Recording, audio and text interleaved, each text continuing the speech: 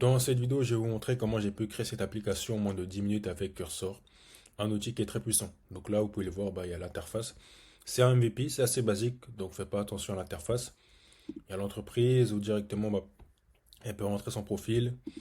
La partie du client, rechercher un client directement là-dessus. La partie devis, puisque c'est pour les devis. Et la partie la plus importante, c'est ici. Donc ce qui va se passer, c'est qu'il va ajouter un nouveau client. Voilà. Un client sera créé, dans tous les cas, ça sera fait automatiquement. Et après, lorsqu'il voudra créer un nouveau devis, ça sera beaucoup plus simple. Il pourra sélectionner le client qui est déjà dans la base de données. Et ensuite faire tout le process, remplir les lignes du devis et après l'envoyer. Donc voilà, je vais tout simplement vous montrer comment j'ai créé l'application et à la fin de la vidéo, voir si elle marche bien en sachant que c'est un MVP. Donc c'est parti, on se retrouve sur Cursor. Salut à tous, dans cette vidéo, je vais tout simplement vous montrer comment créer une application de A à Z en utilisant Cursor et Windsurf. Les deux applications tendance qui vous permettent de créer des applications assez rapidement sans maîtriser de compétences en code et en seulement quelques instants. Donc je vais vous montrer ça dans cette vidéo. On va commencer par Cursor, comme vous pouvez le voir, le premier outil qu'on va utiliser. Et ensuite, on va utiliser aussi Windsurf. Donc on va faire le test sur Windsurf et sur Cursor. On va voir lequel est le mieux entre les deux. Mais comme vous le savez, ça va vous permettre de créer des applications très rapidement. Donc c'est parti. On va commencer à aller sur ChatGPT. On va simplement faire une demande d'application. On va lui demander crée-moi une application. Non, pas simplement. On va commencer simplement comme ça.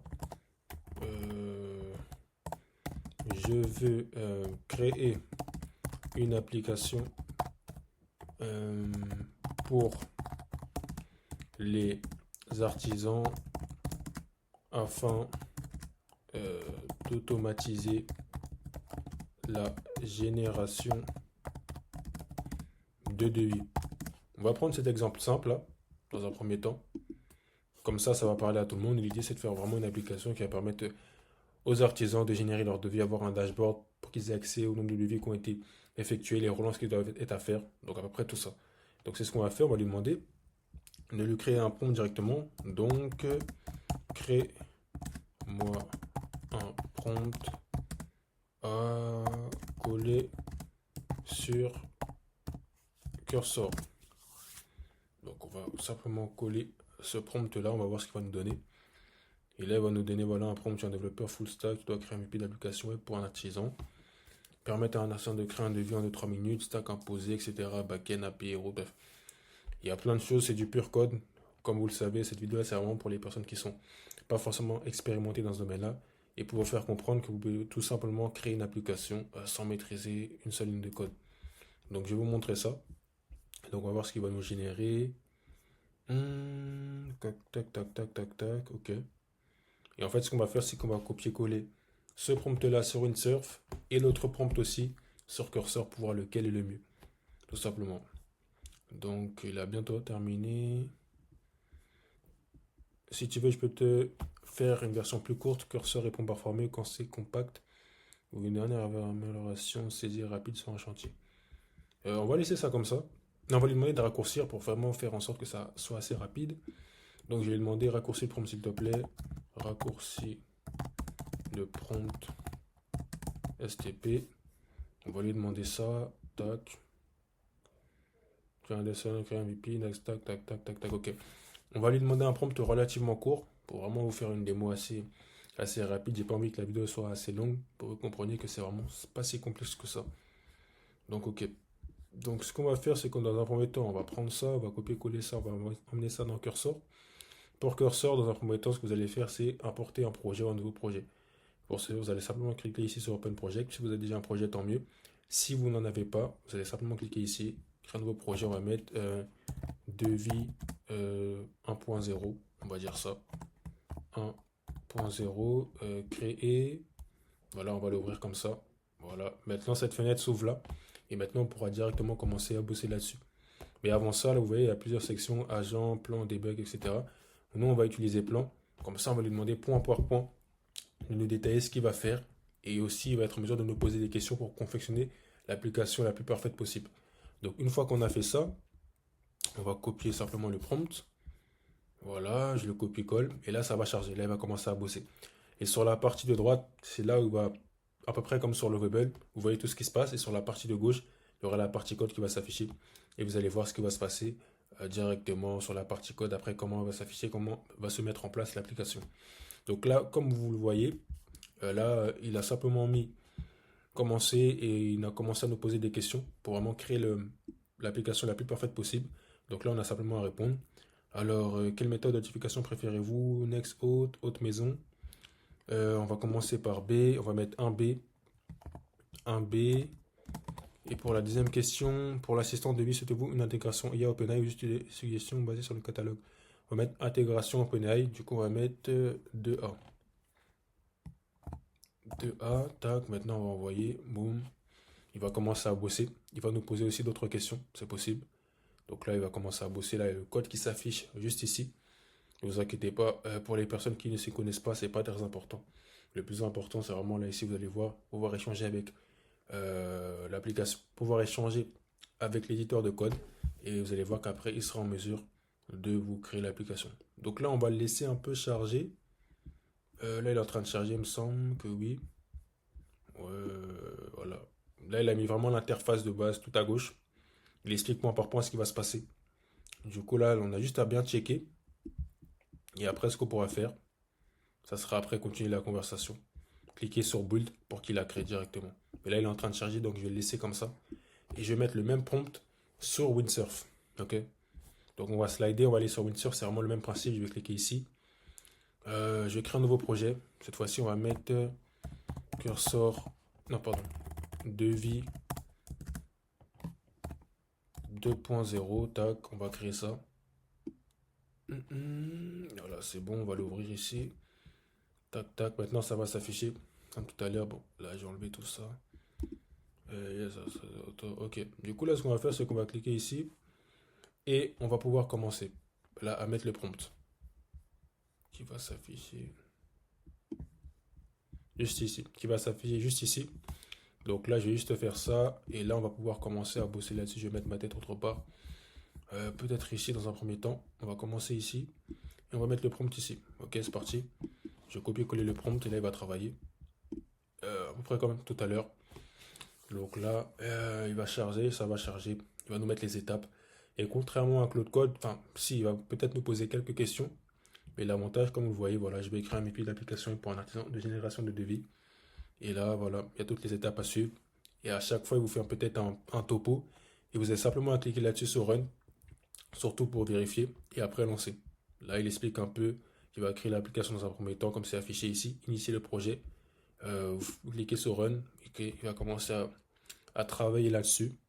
Là, c'est en train de charger. Après, étape par étape, possiblement, il sera aussi en mesure après de vous poser des questions, à peu près comme sur Cursor. Donc là, ce qu'on va faire pendant qu'il charge, on va aller sur Cursor, voir ce qui se passe. Ok, du coup là, comme vous pouvez le voir, c'est à peu près il a la même étape que sur Windsurf, pardon. Comme c'est affiché, création d'un MVP d'application web pour générer des devis pour artisans. Initier le projet et installer toutes les dépendances, créer un schéma, implémenter. Ok, ça c'est en gros la to-do list qu'il a à faire. On va descendre, il y en a encore d'autres. Ok, c'est à peu près tout ça. Il a exposé ici. Donc la suite qui va lui rester à faire. Après, on peut aussi modifier le mode de modifier. Mais là, pour l'instant, c'est bon. Initier le projet, implémenter, créer un composant, oui, implémenter ça, implémenter ci.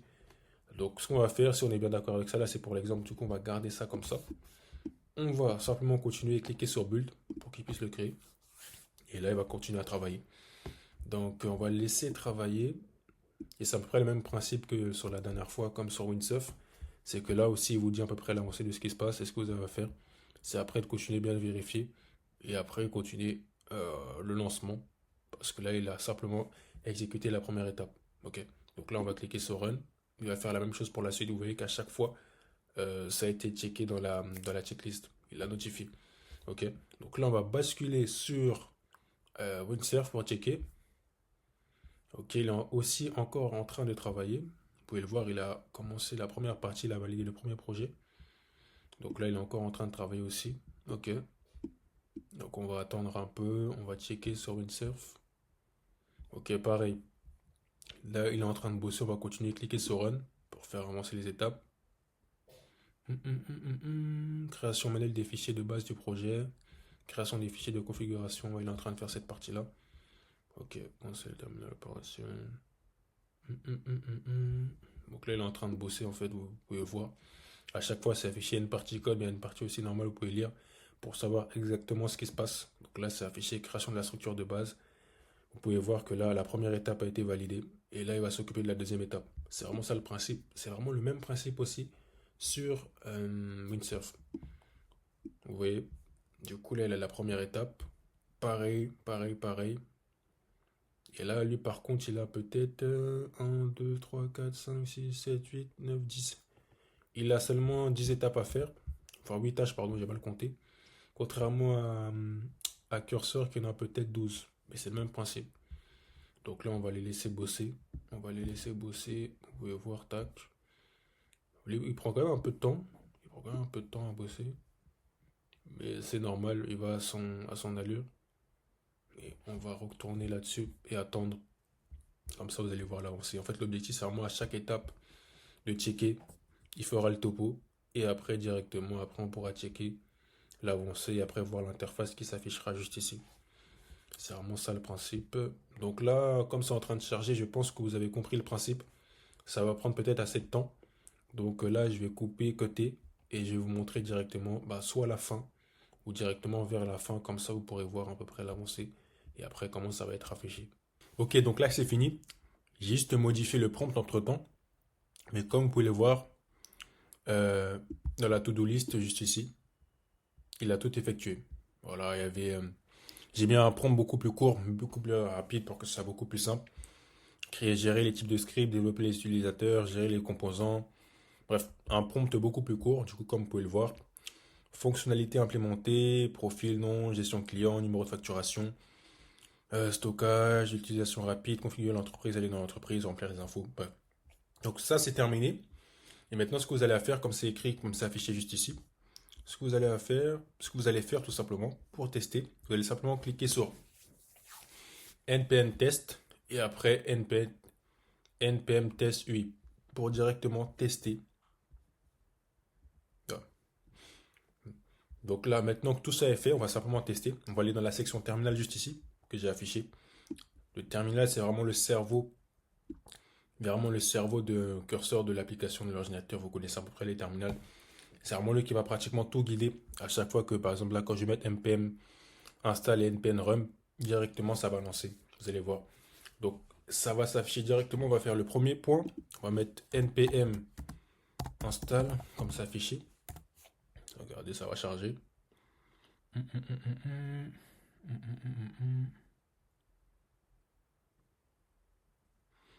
Donc, install, tac, tac, ok, parfait. Et là, ce qu'on va faire, on va simplement lui dire npm run.dev pour directement le lancer. npm run.dev, juste run dev, tac, tac. Et là, vous allez voir, connexion was of Z, restart. Qu'est-ce qui s'est passé? Opening HTML, côté bossé. Attendez. Voilà, j'ai simplement copié le HTTP, peut-être qu'il avait mal enregistré. Je vais copier-coller local. En fait, le HTTP local host, en fait, c'est l'application qu'on aura accès nous-mêmes, pas l'entreprise, juste à nous, comme on l'a créé juste à l'instant. Donc là, je vais simplement cliquer sur copier, essayer de le copier-coller ici. Tac.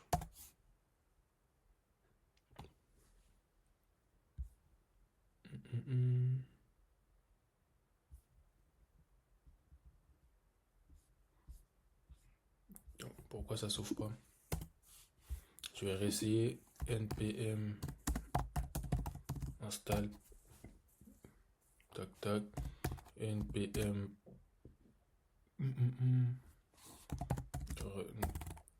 npm run dev, tac, on va lancer.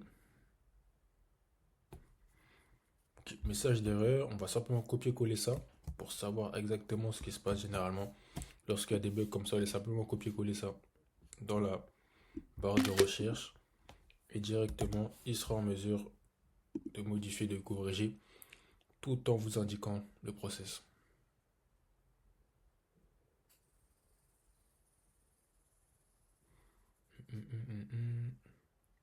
L'erreur vient d'utiliser comme dit, la coopération définitive. Ok, modifiez-moi ça. Erreur corrigée, alors que le package correction appliquée. Converti, relancer npm run dev pour vérifier l'erreur d'être résolue. Ok, je vais mettre npm run dev. Tac. Ok, là c'est bon normalement. On a le HTTP, le local. Et simplement le recopier. Tac.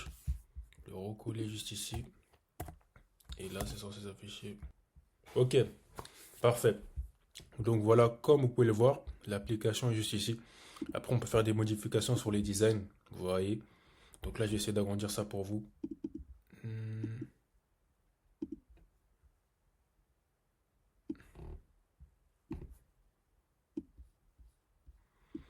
Comme vous pouvez le voir juste ici, l'application est là. J'ai un peu agrandi pour vous, comme ça c'est plus simple. Voilà, devis artisan, on arrive sur le tableau de bord, vous voyez le nombre de clients. Là, on peut créer directement un devis. Voilà, on peut notifier tout ça. Ajouter une ligne, on va faire un exemple. Par exemple, pour l'entreprise aussi, elle aura accès à tout ça, client, devis, paramètres. C'est vraiment ça l'avantage. Devis ce mois-ci, ajouter un client, nouveau client, vous notez le nom. Donc là, comme vous pouvez le voir, bah, c'est vraiment une application qu'on a fait extrêmement rapidement, juste à travers un prompt sur ChatGPT. Et en soi, là, on peut faire des modifications parce que, comme vous le voyez, l'interface elle est assez basique. On peut faire encore plein d'autres modifications. Mais au moins, c'est, on va dire, une version bêta. Dans le cas, là, c'était le MVP comme c'était affiché. C'est vraiment une version bêta. Et là, si on fait par exemple un exemple, on peut créer un devis. Je vais mettre des trucs à sélectionner un client. Je vais mettre mon nom. Voilà, il faut que je crée le nom du client. Du coup, je vais mettre nouveau devis. Sélectionner un client. Or, client. Ajouter un client. Je vais mettre un nouveau client. Comme nom, je vais mettre James, adresse, blablabla, blablabla, email. Je vais mettre mon adresse mail.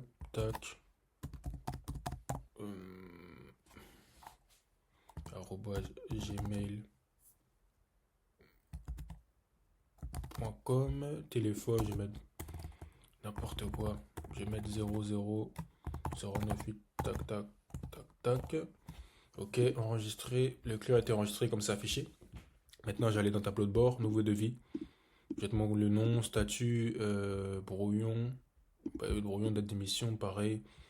Ajouter ligne du devis. On va mettre par exemple 450, ouais, un truc comme ça, quantité, TVA, on va laisser ça comme ça. Et maintenant, on va enregistrer le devis. Et vous pouvez voir que le devis a été enregistré juste ici. Voilà, avec le nom du client, la date d'émission. Après, j'ai pas fait beaucoup de modifications. Juste pour l'exemple. Et là, directement, là, je peux le télécharger soit en PDF, l'imprimer, le modifier, le supprimer. Par exemple, là, je vais cliquer peut-être sur modifier. Je pourrais faire les modifications, etc. Donc voilà, c'est tout pour cette vidéo. Vous avez pu voir que là, j'ai pu créer le devis. Une application pour les devis. Après, c'est une application relativement simple. C'était simplement pour vous montrer. Mais comme vous avez pu le voir, bah, en simplement un seul prompt, le prompt qu'on a utilisé juste ici, en fait, là, on a mis un prompt. Il a été en mesure de créer directement l'application. Et après, on a juste eu à la déployer en local sur notre serveur avec les indications comme nous avons fait ici. Après, ce qui est bien, ce qui est intéressant dans ce système-là, c'est que là, comme vous avez pu le voir au début, j'ai testé une première fois, il y a eu une erreur. Donc après, au lieu de demander à ChatGPT, j'ai directement implémenté ça dans le prompt. Et après, il a été en mesure de corriger les erreurs. Et après, bah, de nous faire directement nous délivrer l'application. C'est vraiment pour vous faire comprendre que l'avantage avec Cursor, par exemple, c'est que directement, boum, il est en mesure de corriger son erreur. Et là, comme c'est un exemple test, l'avantage, c'est que vous pouvez peaufiner. Par exemple, si vous voyez qu'il manque quelque chose, que vous voulez ajouter quelque chose, boum, vous allez dans le prompt et il sera en mesure de le faire. C'est vraiment ça l'avantage. Et là, si on va directement sur Windsurf, regardez, depuis tout à l'heure, il est comme ça. C'est vraiment pour vous dire que Cursor, honnêtement, c'est vraiment mieux, beaucoup mieux que Windsurf. Ouais, il n'a pas du tout avancé. Après, je me suis pas attardé là-dessus. J'ai vraiment voulu faire le test. Après, peut-être que si j'aurais continué, bah, ça aurait pu être mieux, avoir des meilleurs modifs. Mais l'objectif, c'était vraiment de comparer les deux. Et comme vous avez pu le voir sur Cursor, juste ici, l'avantage, c'est que là, directement, en seulement modifiant quelques paramètres, avec un pro, on a été en mesure de créer ben, une application pour le devis qu'on peut encore peaufiner là, comme c'est un MVP. Vous voyez, par exemple, là, si je clique là-dessus, je vais copier-coller, ouvrir ça sur un autre serveur. Coller, on va voir si ça va marcher. Parfait. Sur Google Chrome, vous pouvez le voir. Boum, j'arrive ici. J'ai accès directement. Il y a seulement moi qui ai accès à ça, pas l'entreprise. Et après, je peux faire la même chose. Logiquement, ça a enregistré nouveau devis, sélectionner un client. Non, ça n'a pas enregistré. Mais comme vous pouvez le voir, après, vous pouvez utiliser l'application. Donc c'est vraiment ça l'avantage, c'est vraiment ça qui est intéressant. Simplement avec Cursor, ça a été très rapide. Bah, j'ai fait le prompt comme vous avez pu le voir au début. Après, j'ai modifié le prompt un petit peu pour que ce soit beaucoup plus rapide parce que ça prend du temps à charger. Et après, vous avez pu le voir bah, en quelques clics, bah, l'application est là. Après, il nous reste simplement à mettre en place la base de données, stocker le code et après la déployer bah, sur, par exemple, un lien qui sera visible pour, imaginons l'entreprise que vous contactez et qui a besoin de cette application-là. Parce que là, dans un premier temps, c'est simplement moi qui ai accès à cette application-là qui peut l'utiliser. Ok. Donc voilà, c'est tout pour cette vidéo. J'espère que cela vous a plu. Je vous ai montré vraiment de A à Z comment créer une application avec Cursor, un outil qui vous permet de faire ça assez rapidement, assez simplement, comme vous avez pu le voir. Donc j'espère que cela vous a plu. Et n'hésitez pas à vous abonner, partager, liker, commenter. Et on se retrouve pour une prochaine vidéo. À bientôt.